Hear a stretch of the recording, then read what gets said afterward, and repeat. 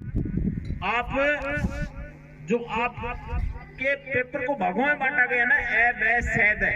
अब क्या करना है, ए भाग के उत्तर है वो एक जगह, ब के एक जगह, स के एक जगह। इस बात का ध्यान रखना। कई बार क्या होते हैं, वस्तुनिष्ठ प्रश्न है, जैसे बड़े प्रश्न तो कोई बात नहीं, अलग हो जाए।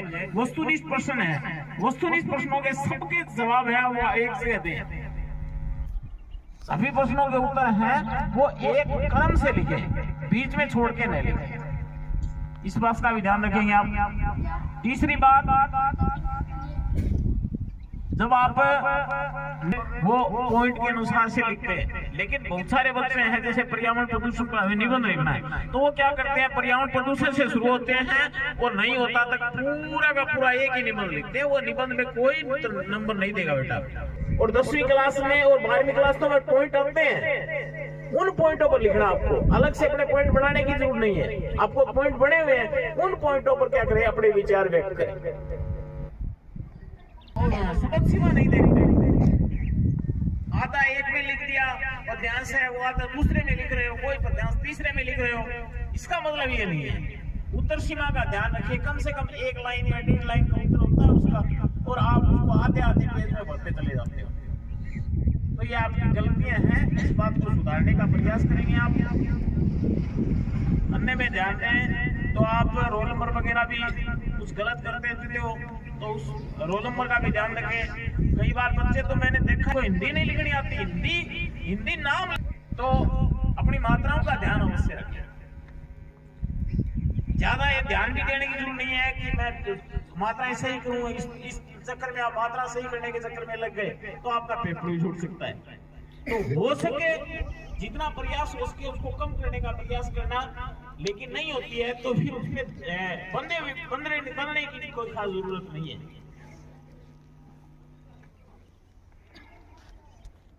इनके अलावा उत्तरों की जो शब्द आपको नहीं आ रहा, वो कैपेसिटी गड़बड़ होती है, वो आपको नहीं आती, तो उसकी जगह आप 1 लाइन या 2 लाइन में वो क्वेश्चन का आंसर लिख सकते हो, तो वो छोड़ दिया करो।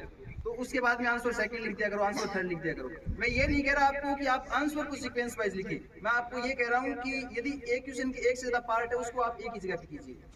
दूसरी बात मैं आपको कहना चाहूंगा कि जो स्टोरी वगैरह आते हैं, लेटर आते हैं, ईमेल राइटिंग आते हैं, इनमें आप टेंस वगैरह का ध्यान रखेंगे। यदि आप स्टोरी लिख रहे हैं, यदि पास्ट में लिख रहे हैं तो पास्ट में लिखें, उसमें प्रेजेंट में या और टेंस में ले जाने की कोशिश ना करें। यदि आप लेटर वगैरह लिख रहे हो तो ये फ्यूचर या सिंपल टेंस में लिख रहे हो ना, प्रेजेंट सिंपल में, तो उन्हीं में रहने दें। दूसरी बात मैं आपको बताऊंगा कि आप एक स्पेलिंग का है ना वो ध्यान नहीं रखते हो। सभी बच्चों की देखिए मैंने, एक तो प्रोनाउन का तो आप ध्यान रखते नहीं हो। यदि वहां पे ही है तो आपको बाद में सी याद आ रहा है। पहले तो एक फ्रेम ऑफ माइंड होता है। यदि आप किसी क्वेश्चन को सोल्व, मतलब किसी क्वेश्चन का आंसर लिख रहे हो तो पहले तो उस क्वेश्चन को ढंग से समझ लो कि वो क्वेश्चन आपसे पूछ क्या रहा है। दूसरी बात है, उस क्वेश्चन का यदि आपने ढंग से क्वेश्चन को पढ़ लिया तो आपके फ्रेम में, आपके माइंड के फ्रेम में एक बन जाएगी, इमेज बन जाएगी, आपको वो आंसर लिखना है। उसको पहले रिमेंबर कर लो कि ये बातें लिखनी है। आप क्या करते हो कि पहले की जो बात है वो बाद में लिख रहे हो, ऐसे मिस अरेंज कर रहे हो चीजों को कि सीक्वेंस से नहीं लिख रहे प्रत्येक बात को। तो आप इस चीज का भी ध्यान रखेंगे। दूसरी बात है कि आप जब भी ग्रामर के क्वेश्चन करते हो उसमें वर्ब फिल करने वाले आएंगे, क्योंकि अपने इंग्लिश में है तो जो क्वेश्चन मार्क जो दिए हुए हैं उसके अंदर ऑप्शन आएंगे आपके, तो ऑप्शन से आपको उसका आंसर देना होता है। तो उन ऑप्शन के हिसाब से आप उस ऑप्शन को भी लिखोगे।